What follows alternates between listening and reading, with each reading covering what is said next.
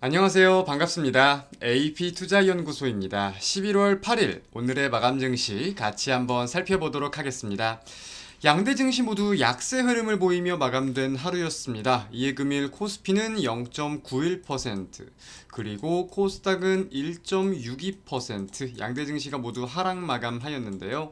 실상 오늘 증시 하락, 특히 코스닥에 대해서 주범을 꼽아보라고 하면은 당연히 우리는 에코프로와 그 관련된 종목들을 꼽아볼 수가 있을 거예요. 기업의 차트를 좀 본다고 했을 때, 자, 에코프로. 에코프로가 오늘 굉장한 약세 흐름을 좀 보였습니다. 이제 사실상 이제 이 최근에 강세 흐름을 거진 반납하고 있는 모습이라고도 우리가 표현을 할 수 있을 것 같아요. 그런 거에 대해서 좀 살펴보면 오전 중에 한 차례 파동이 나왔고요. 그리고 보합세를 보이다가 오후 중에 또 한 차례 파동이 나왔어요.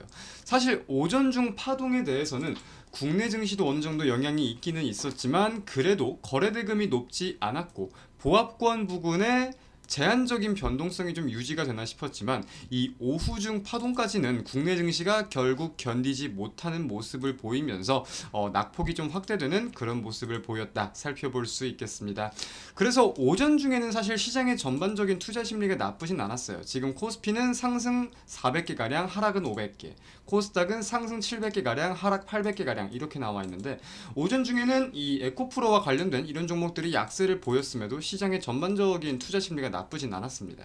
근데 이제 이러한 내용들도 있고 이제 오늘 밤에 파월 의장의 연설이 예정되어 있죠. 최근에 이제 연준 이사들이 금리 인상에 대해 긍정적으로 동결론을 펼치기도 하지만 금리 인상 가능성을 열어두는 부분도 확인이 되었었고 지금 시장에서는 그런 내용들 대비해서 금리 동결론에 더 힘을 싣고 있고 그러다 보니까 파월 의장의 연설을 앞두고 관망 그리고 경기 심리까지 좀 부각이 되면서 오늘 사실 시장의 전반적인 거래대금은 꽤나 둔화되는 모습이 확인되었습니다. 코스피 외국인이 100억가량 매도, 기관이 700억가량 매수, 코스닥은 외국인 기관이 각각 300억, 50억가량 매수하는 내용으로 우리가 확인을 할 수 있을 것 같아요.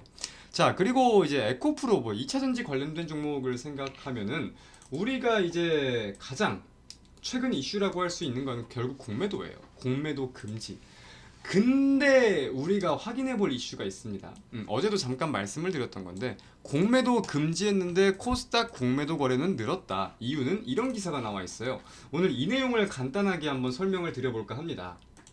자, 지금 금융당국에서 공매도 한시적 금지를 발표한 거는 맞습니다.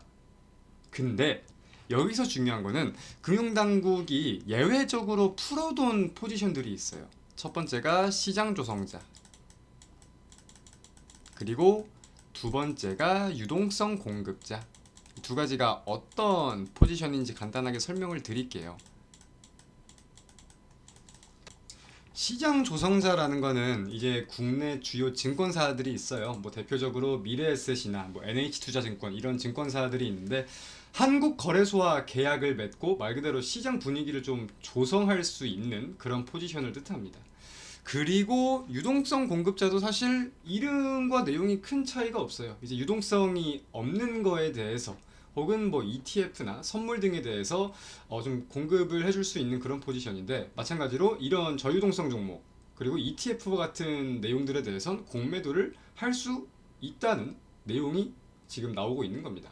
그래서 이제 공매도 거래가 늘었다 이런 기사까지 확인이 되고 있는 건데 실제로 관련해 보니까 이제 개인 투자자분들이 한투영과 함께 이런 시위를 지금 벌이고 계시더라고요. 이제 여의도 국민의힘 당사 앞이라고 지금 좀 나와 있습니다.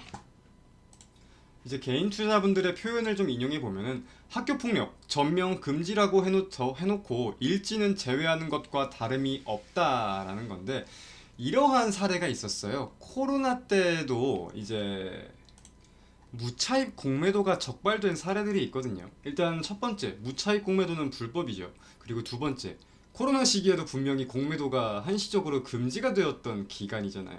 근데 이때 외국계 증권사 네 곳이라고 제가 알고 있어요. 네 곳에서 무차입 공매도를 적발해서 과태료를 부과한 사례가 있습니다.